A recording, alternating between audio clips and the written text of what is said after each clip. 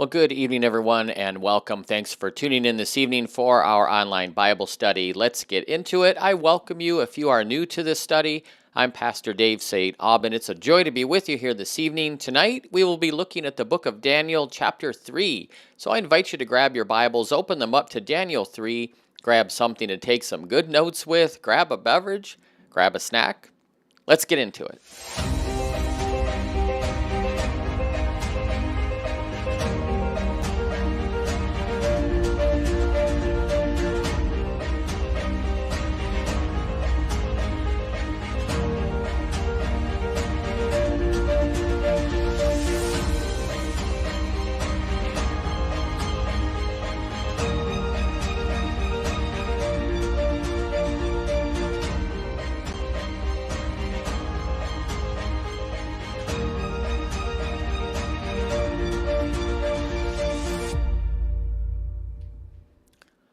Well, again, good evening and welcome, and thanks for tuning in. I do pray that your day has been going well. Pray that you had a good weekend. Happy Monday. Good to be with you here again as we begin another week of study, our journey through the Bible, one chapter at a time. And we are now in the book of Daniel, chapter 3, and another long chapter tonight. One of the more well-known chapters within the Bible. This is the account of the friends of Daniel, Shadrach, Meshach, and Abednego, being placed into the fire. And really, this whole story here in Daniel chapter 3, it falls around Nebuchadnezzar's golden image. So in the first chapter of Daniel, it was the heathen customs that were judged. In the second chapter of Daniel, it was heathen philosophy that was judged. Now it's heathen pride. This is all these prophecies against the pagans, the false gods, the idol worshiping. This chapter is all about Nebuchadnezzar's pride, and we'll see that again tomorrow in chapter 4. But there's a logical connection here between the image that Nebuchadnezzar saw in his dream, and we looked at that in chapter 2 last week, and the image that he builds on the plain of Dura, which we're going to see here tonight in chapter 3. There's a very close connection, logical connection between the image that Nebuchadnezzar saw and the image that he constructed. Maybe he got the idea for this image from his dream. Maybe not. Maybe it came from somewhere else. But regardless of where he got this design from, what he had forgotten was the lesson that he learned about God's sovereignty. And we saw that in chapter 2, verse 47. Remember, the head of the image in his dream was made of gold. And Daniel had told him, well, Nebuchadnezzar, that is you, that is Babylon. Perhaps that went to his head and led to this great pride.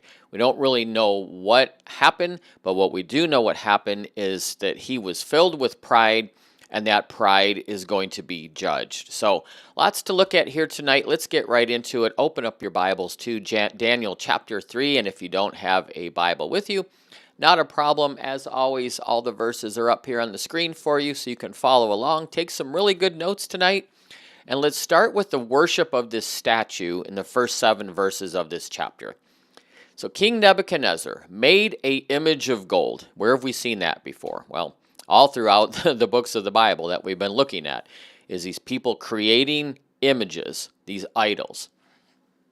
This image was 60 cubits high, 6 cubits wide, and Nebuchadnezzar set it up on the plain of Dura in the province of Babylon. So the whole image is gold, not just the head, which is what Nebuchadnezzar saw in his dream.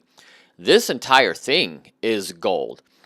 The image that Nebuchadnezzar saw in his dream probably became the model for this statue that he's building on the plain of Dura. And this represented not just Nebuchadnezzar, but represented Nebuchadnezzar as personification of the entire Babylonian Empire. Again, this is all about pride. Now, this image stood 60 cubits high, 60 cubits high, so 99 feet. But it was only 9 feet wide, so it's almost like an obelisk. So think of this image, 3 football fields in length, right? Well, actually, not even. Well, I take that back. That's the wrong dimensions. 99 feet high, but only 6 feet wide. So this is the height of a 10-story building, basically. If you figure 10 feet per floor on a building, 10-story building, but only 6 feet wide. The Colossus of Rhodes, which within antiquity is the tallest statue that is known, the Colossus of Rhodes, which it was at the entrance to the port, that stood 105 feet tall. So this is a very tall statue. 10 stories, but only 6 feet wide. And it's interesting, these dimensions, 60 feet, or I'm sorry, 60 cubits by 6 cubits, the number 6, 6 and 6.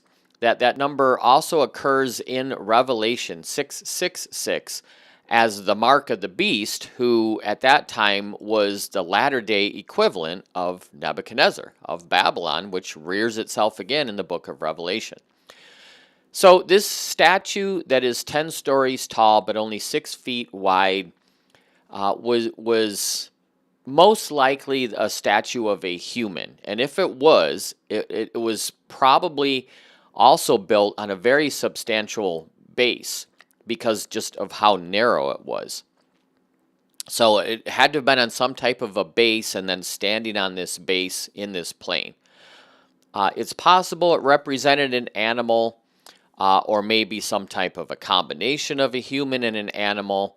Archaeologists have discovered Babylonian idols, images that were built this way, all human, all animal, combination human-animal.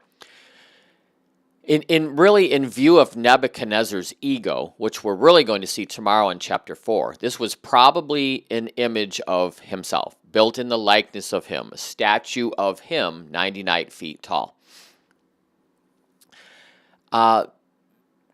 With it, in regards to it being an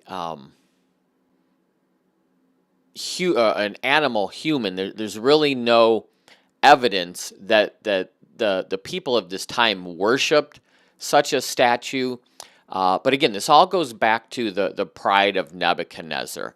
Now, it was in the plain of Dura. That word Dura is an Aramaic word that means fortification. It's a very common word in the Aramaic, and it refers to a place that was enclosed by a wall, or perhaps enclosed by the mountains, surrounded by the mountains. So it's in a plain that is surrounded by some type of fortification. That's what Dura means.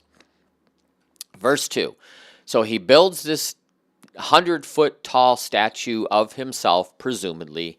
And verse 2, he summons his satraps, his prefects, his governors, his advisors, his treasurers, his judges, the magistrates, and all the other provincial officials to come to the dedication of the image of himself that he had set up, right? So he summons all these officials to come to the dedication of this figure of himself, which is just a demonstration of his power, and really to show that everybody is loyal to him. So that this gathering, probably not so much a summons to worship this idol as God. The Babylonians, again, they were polytheistic. They worshipped many gods.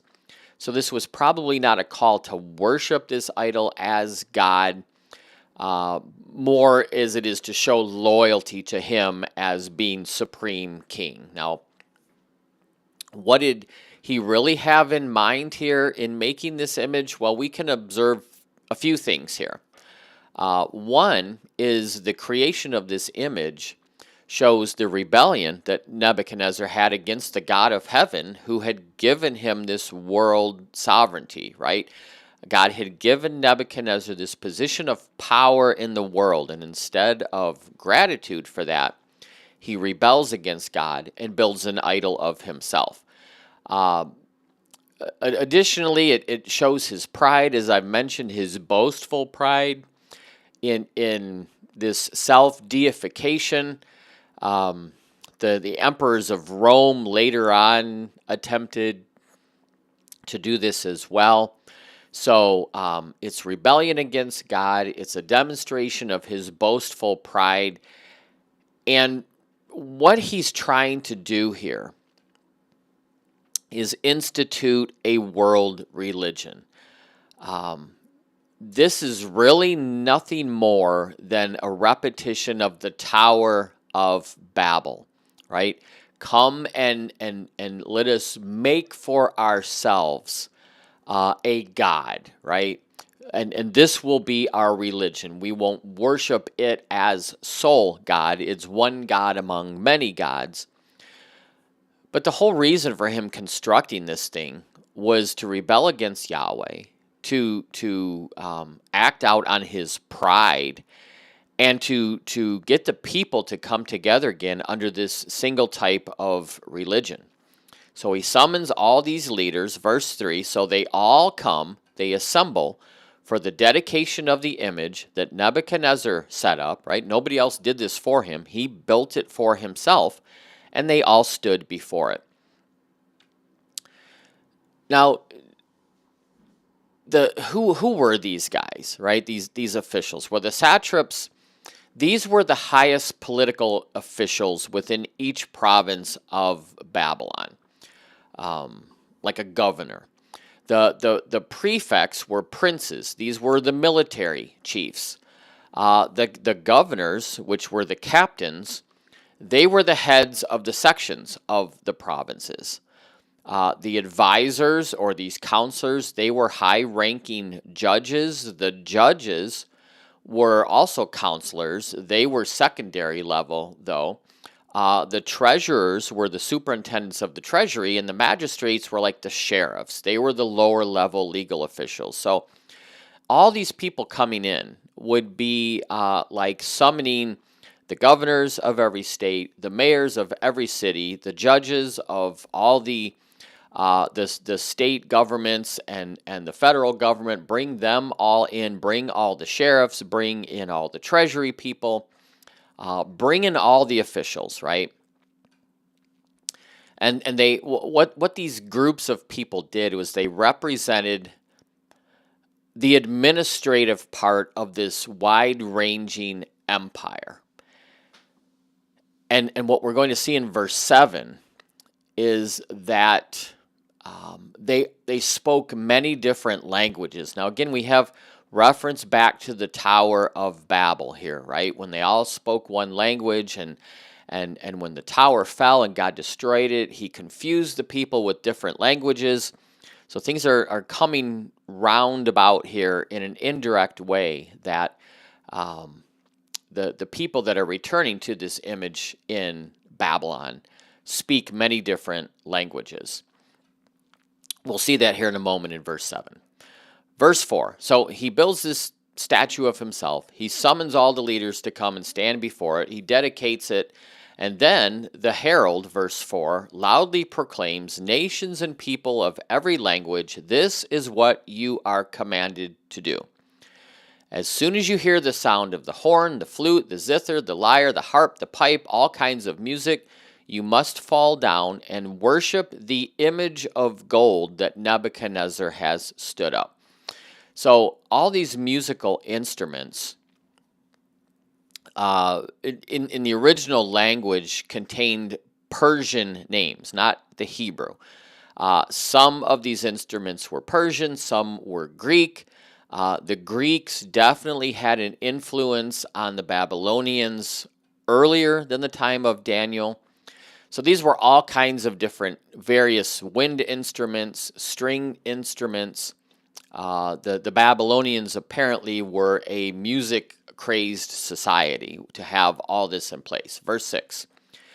So when you hear the music play, you worship this idol. Whoever does not will immediately be thrown into the blazing furnace. So now we have the story of these three young men, Shadrach, Meshach, Abednego, who were thrown into the fire because they would not worship this idol. Where was this fire? This fire brings to mind the great kilns that would be outside the city where the bricks were made for these vast building projects that Nebuchadnezzar had in mind. This is where the bricks were baked. And several of these great ovens have been discovered in archaeological excavations. So this oven would have been large. It would have been funnel-shaped or beehive-shaped, and it would have been constructed of metal, large enough to hold at least 3 men, because that's what's going to happen here in a moment. So these were large baking kilns where the bricks to build these grand projects that Nebuchadnezzar had in mind. This is where they were built. Verse 7. So therefore, as soon as they heard the sound of the horn, the flute, the zither, the lyre, the harp, and all this music, all the nations, all the people of every language, right? Because as I mentioned, they spoke many different languages here. They all fell down. They worshiped the image of gold that Nebuchadnezzar had set up. And at this time, some of the astrologers came forward and denounced the Jews. So the Babylonians who brought charges against Daniel's 3 friends here, which is what that means, they're coming forward to denounce the Jews. These astrologers were the nobles. That's what this word, it's not just an astrologer. The word here is in Aramaic, and the description of that word is a noble. So the music plays, everybody falls down, worships this idol, except these 3 guys. Verse 9. So these nobles come to denounce Shadrach, Meshach, Abednego. They say to Nebuchadnezzar, "May the king live forever," right? Long live the king. We've seen that before in the first part of this book. "Your Majesty has issued a decree that everyone who hears the sound of the horn, flute, zither, lyre, harp, pipe, all kinds of music must fall down and worship the image of gold, and whoever does not do that should be thrown immediately into the blazing furnace, into this giant kiln." Why would these nobles care? Well, they are in a position to personally profit from the execution of these 3 men. How so? Well, remember when Daniel interpreted the dream of Nebuchadnezzar, he was placed into a position of authority, as were his friends Shadrach, Meshach, Abednego. By getting rid of those 3 guys, these nobles could possibly step into these positions of power that these 3 young Jewish men occupied. So Nebuchadnezzar, long live the king. You gave this decree. Everyone should fall down and worship. Those that don't should be thrown into the fire. Well, guess what? Verse 12. There are some Jews whom you have set over the affairs of the province of Babylon, right? Shadrach, Meshach, Abednego. You place them in position of authority. They pay no attention to you, your majesty. They neither serve your gods nor worship this image of gold that you have just set up. So they are charging these guys with treason. They were disregarding the command of the king. They were refusing to pledge allegiance to the king by bowing down before this image. And to them, they're saying, Nebuchadnezzar, this is proof. They were not loyal to you. They don't care.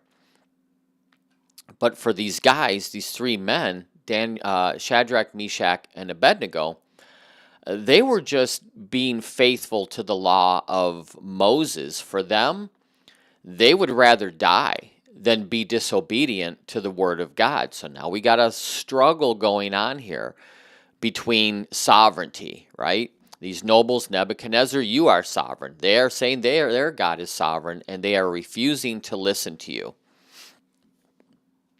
So the Babylonians, these nobles, they attack, right? They attack these young guys, and they get a reaction out of Nebuchadnezzar. And his reaction suggests that these nobles saw the stance that these young men were taking was disloyal, and it was rebellion. They were totally ignoring the king's command, the king's image. They were choosing their God over Nebuchadnezzar. And they used the word Jews here. There were some Jews. Now, the word Jew in Scripture usually appears as a disparaging term, an insulting term, wherever it occurs in the Old Testament. It's a term that, if you recall, early on in the Old Testament, when we started reading through the early books, Israel's enemies used this as an insulting term for the Israelites, Jew. So these Jews, Shadrach, Meshach, Abednego, they are disloyal to you. Well, what about Daniel? Well, he's not mentioned here. So, and this absence of Daniel raises some questions. Where is he? Was he worshiping this image, and so he's not named? He was a government official. Was he away on business? I mean, everybody was called back in, so he should have been there, but where was he? Was he sick? Was his position such a high, exalted position that these nobles dare not even accuse him? We don't have an answer. There's no explanation as to where Daniel was at. It's really the response of his friends that is being emphasized here in this chapter, because it seems to be a safe assumption if Daniel was there, he would have responded in the same way that his friends did. But God doesn't test all of his children at the same way, in the same manner. He's going to test Daniel in a different way. We're going to see that when he's thrown into the lion's den. Here, he is testing the faithfulness of Shadrach, Meshach, Abednego. So where's Daniel? We don't know. We don't know why he's not there. The focus here is on these three other guys. So they make this accusation. And verse 13, here's Nebuchadnezzar's reaction. He's furious, right? He's furious with rage, so he summons Shadrach, Meshach, Abednego, and they are brought before him. His response is pure anger. He's taken this disobedience as a personal affront. It's insubordination, right? But he's not so angry that he's not controlling his anger to the point where he's calling them before him, but he's going to give them another chance, right? He's going to give them a chance to obey. And so he's going to restate the punishment for this disobedience. Verse 14. So he is furious. He says, "Bring them before me." They are brought before him, and he says, "Is it true, Shadrach, Meshach, Abednego, you guys that I just appointed into positions of authority, that you don't serve my gods or worship the image of gold that I have just set up?" So there's a distinction made here between serving his gods and worshiping his image. So we know that Nebuchadnezzar is separating the two out. This worship of his image was strictly political. It wasn't religious. It wasn't theological. You are not serving my gods, and you are not worshiping this political image. You're not worshiping me as being in supreme authority. So he's separating the two out. Is this true? Verse 15. "When you hear the sound of the horn, the flute, the zither, the lyre, the harp, the pipe, and all this music, if you are ready to fall down and worship this image that I have made, great. If you don't, you're going to be thrown immediately into the blazing furnace." So he's furious, but he's going to give him a chance, right? Even though he has witnessed and testified to the sovereignty of God himself. We saw that in chapter 2, verse 47. Even though Nebuchadnezzar has done this himself, he's clearly not believing that this sovereign God of theirs can save them, right? I have control over you guys. You either do this or I'm condemning you to burn to death. Then what God will be able to rescue you from my hand, right? So I'm giving you a chance. You either do this or you die. And no God, even the God that I've just declared sovereign in chapter 2, verse 47, won't be able to save you. So what he's doing is he's setting himself up above all gods, including Yahweh. That no God can save them, not even your God can save you from me, Nebuchadnezzar. He is claiming ultimate, absolute authority in the political realm and in the religious realm. Verse 16. So Shadrach, Meshach, Abednego reply to him, King Nebuchadnezzar, we don't need to defend ourselves before you in this matter. Wow, that is an act of faith right there. They told this king, we don't need to give you an answer. God's going to give you an answer. Verse 17, if we are thrown into the blazing furnace, right? If that's your decision and you throw us into the fire, the God we serve is able to deliver us from that. And he will deliver us from your hand. But even if he doesn't, we want you to know, Nebuchadnezzar, that we will not serve your gods or worship the image of gold that you have set up. So what they are responding to Nebuchadnezzar is, we believe that our God, the God, right, Yahweh, we believe God will deliver us from any fiery furnace and deliver us from your hand. But if he chooses not to do that, that doesn't change our minds. We would rather die in this fire than worship your image, you or your gods. They had no question about God's ability to save them. Whether or not God was going to do that didn't matter. They are refusing to abandon their faith and worship these idols. This was a refusal by Shadrach, Meshach, and Abednego, but it was a respectful, courteous refusal, right? They had obeyed the powers that be, so to speak, by coming before Nebuchadnezzar. They had journeyed to the plain of Dura, and right at the point where conscience shouted to them, don't go any farther, they rejected the temptation to be arrogant here and be a slap in the face of Nebuchadnezzar. Daniel had been courteous in his request to follow his convictions, and so these three men, they verbally acknowledged Nebuchadnezzar as king, right? Your Majesty, if this is your choice, we are not afraid. God can deliver us. He's able to do that. If he does, great. If he doesn't, we are not abandoning our convictions. We will not worship you.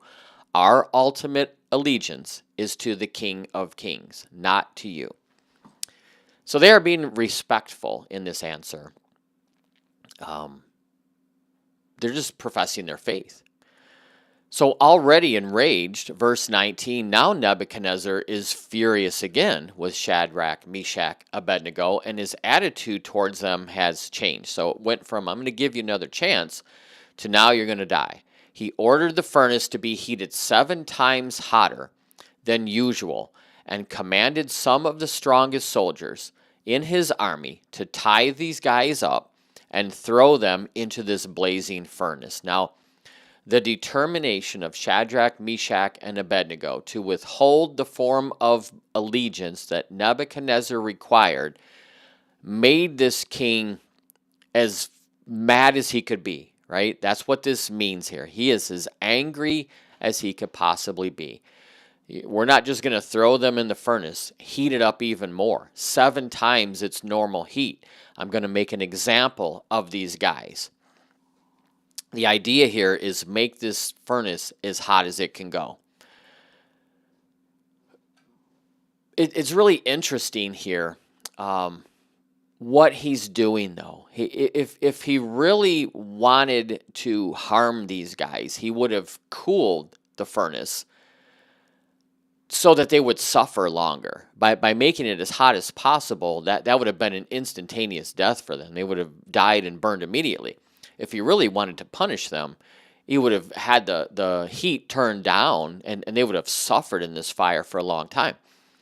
But that's not where he's at, right? He's prideful, he's boastful, he's furious, he's just reacting. Verse 21. So these men, wearing their robes, their trousers, their turbans, and other clothes, they were bound up, they were tied up, thrown into this blazing furnace that was 7 times hotter than normal. The fact that they were fully clothed when they were thrown into the furnace that fact will come to light later on in this story. But what's important here is the king's command was so urgent. Verse 22, and the furnace was so hot, right, 7 times hotter than normal, that when these soldiers took Shadrach, Meshach, and Abednego to be thrown into it, the flames of the fire killed the soldier. I mean, Nebuchadnezzar was so furious, he wasn't even thinking about anybody else. And as soon as these soldiers got close to throwing these guys in, the fire consumed them. And these 3 men fell into the furnace, right? They weren't thrown in. The flames came out, consumed the soldiers. They fell in. And that these soldiers who were going to throw them into the fire, that they perished. It's faithfulness to God's, or it's testimony to the faithfulness of God's promise to Abraham in Genesis 12:3, that God will curse those who curse you and bless those who bless you. These soldiers were cursing Shadrach, Meshach, Abednego. It was them who ended up dying in this fire, not these 3 young men. Those deaths, that should have been a warning to the king, right? He should have seen what was happening. Instead, these guys fall into the fire. Verse 24. And he leapt to his feet in amazement. Why? Well, we're going to see that here right now. And he asked his advisors, weren't there 3 men that we tied up? Wasn't it just Shadrach, Meshach, and Abednego? They said, of course, it was just 3, Your Majesty. As he's watching what happens here, he is marveling to see first that these 3 Jewish men did not perish in an instant like his soldiers did. Now he sees them loosed from their bonds, their ropes. They're walking around inside the furnace. Think of how they could have died here. Not just from the fire. They could have died from asphyxiation. They could have died from carbon dioxide poisoning, carbon monoxide, other toxic fumes that were in this furnace. But they didn't. They're up walking about, and it's not just the 3 of them. Verse 25, look, I see a 4th man. I see 4 of them walking around in the fire, unbound, unharmed. And the 4th looks like a son of the gods. Nebuchadnezzar is amazed they're alive, that they've been freed, that they're walking around. But really startled him the most was there was a 4th person in there. And that 4th person had a very unusual appearance, like a son of the gods or a son of gods. What he's meaning is that this 4th individual appeared to be divine. From his viewpoint as a pagan polytheistic believer, this 4th person was God. This was either an angel or it was the pre-incarnate Christ. He was with these 3 men in their affliction and protected them from this affliction. He didn't just deliver them from the fire. He delivered them in the fire. Verse 26. So then Nebuchadnezzar approaches the opening of this blazing furnace, and he shouts, Shadrach, Meshach, Abednego, servants of the Most High God, come out, come to me, right? He gets as close to this large door of this furnace as he can. And he calls these three guys to come out. And they listen. They respond in obedience. And as they do that, this fourth figure in the fire, as mysteriously as he appears, he disappears. And the king here, he describes Shadrach, Meshach, and Abednego as servants of the Most High God. This title for God appears 13 times in Daniel, more than any other book except Psalms.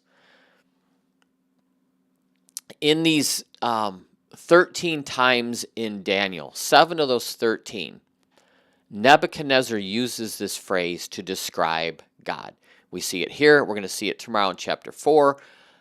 We will see it in chapters 17, in verses 17 and 34 of chapter 4. We're going to see it again.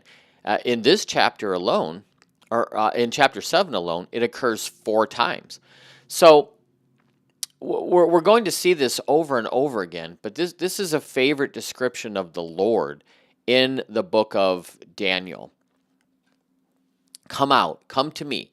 So verse 26, so Shadrach, Meshach, Abednego, they come out of the fire, and all these leaders, the satraps, the prefects, the governors, the royal advisors, everybody's crowding around them, and they saw that the fire did not harm their bodies, didn't burn the hair on their heads, their robes, their clothing, right? I said that the fact that they were wearing clothing would come to light. Here it is. It wasn't even scorched. There was no smell of fire on them.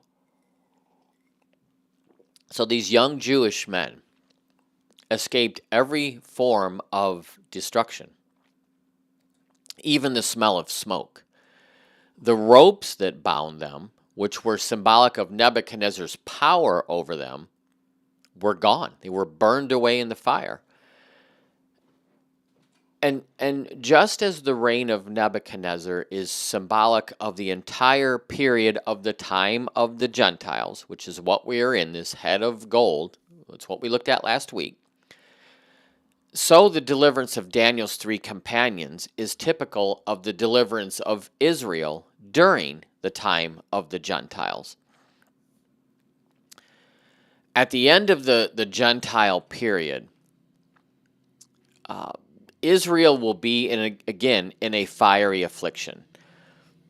But as Isaiah prophesied in chapter 43, which we saw this in the book of Isaiah, fear not, for I have redeemed you.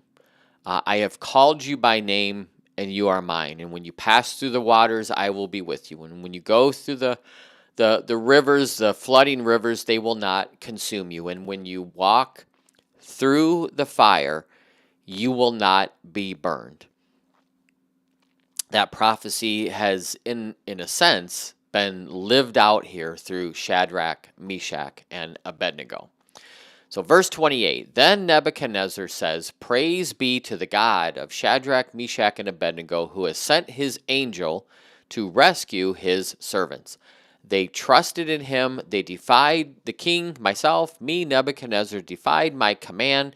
They were willing to give up their lives rather than serve or worship any god except their own. So again, Nebuchadnezzar is acknowledging Yahweh, his sovereignty. It's the same thing he did in chapter 2:47. He's doing it here in chapter 3:28.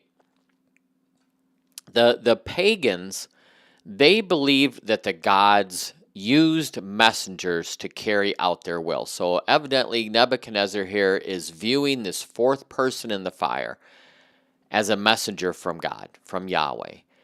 And the deliverance of Shadrach, Meshach, Abednego,